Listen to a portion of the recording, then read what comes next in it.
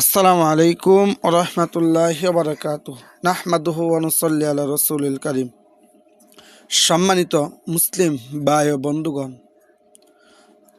আমি মুসলিম হয়েছি। আল্লাহ তাআলার দরবারে লাখো কোটি শুকর। আল্লাহ তাআলা আমাদেরকে মুসলমান হিসেবে পাঠিয়েছেন।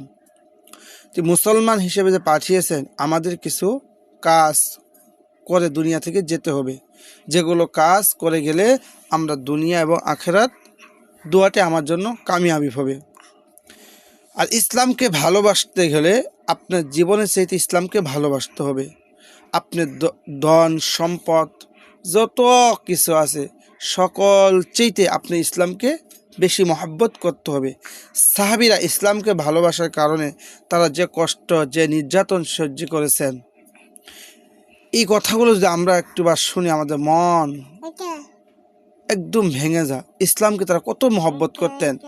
কেউ জান দিয়ে দিয়েছেন, কেউ মাল দিয়ে দিয়েছেন, কেউ অর্থ সম্পদ কাফেররা ইসলাম কবুল করার জন্য নিয়ে দিয়েছেন, তারপরও তারা ইসলামকে ছাড়ে নাই।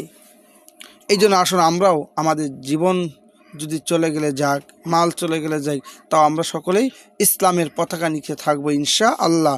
এই দুনিয়া থাকার জায়গা না। এই দুনিয়া থেকে আজ হোক কাল আমার যেতেই হবে। তাহলে যত দুনিয়া থেকে আমার যেতেই হবে, তাহলে আমরা ইমান নিয়েই কবরে যাব। এমন ইমান নিয়ে যাব যে ইমান নিয়ে গেলে কবর আমার জন্য জান্নাতের একটা টুকরা হয়ে যাবে। আল্লাহ তাআলা আমাদের সকলকে ইমানের সাথে এই দুনিয়া থেকে যাওয়া তৌফিক দান করুক। মক্কা মুসলমানের উপর তখনও কাফেরদের জুলুম নির্যাতন চরমে উঠেছে।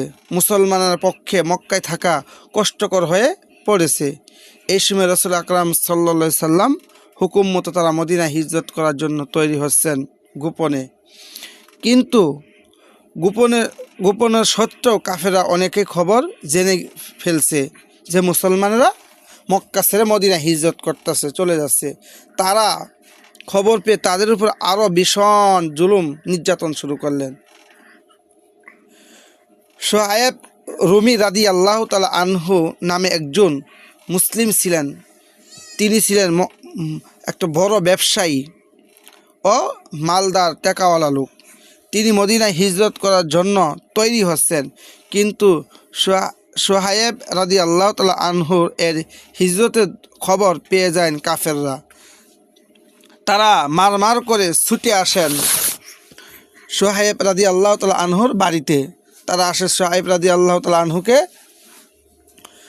বলে, আমাদের দেশে ব্যবসা করে বড় লোক হয়েছো, এখান সেই টাকা পয়সা মাল দৌলত নিয়ে তুমি মদিনায় চলে যাবা, এটা আমরা হতে দিব না।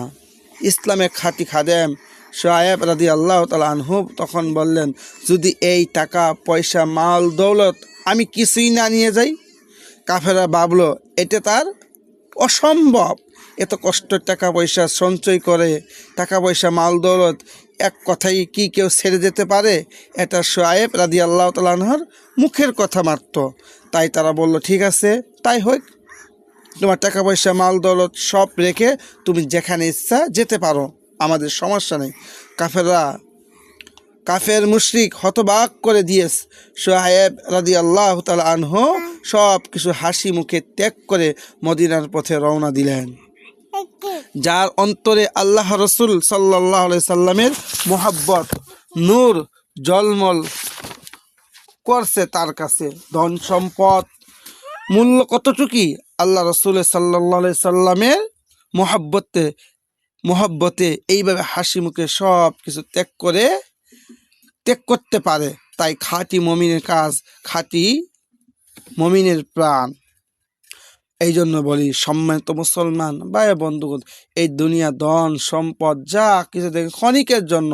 এখন আমার দুটো চোখ বন্ধ হয়ে যায়, কোনো কিছু আমার আপন নয়। আমার যে আপন হবে আমার কবরে আমল, এবং কি আমি যে আমল করে যাব, এই আমলটাই আমার জন্য কি কবরে আমার জন্য শান্তি ফিরিয়ে আনবে। আর যে আমি আমল ছাড়া যে কবরে যাই, তাহলে আমার সে আমল কবরে শান্তি ফিরিয়ে আনতে পারবে না। এই জন্য সকল মুসলমান ভাই ও বন্ধুদেরকে বলি, আসেন আমরা সবাই দিনের পথে থেকে দিনের কাজ করে দুনিয়া থেকে যেতে পারি।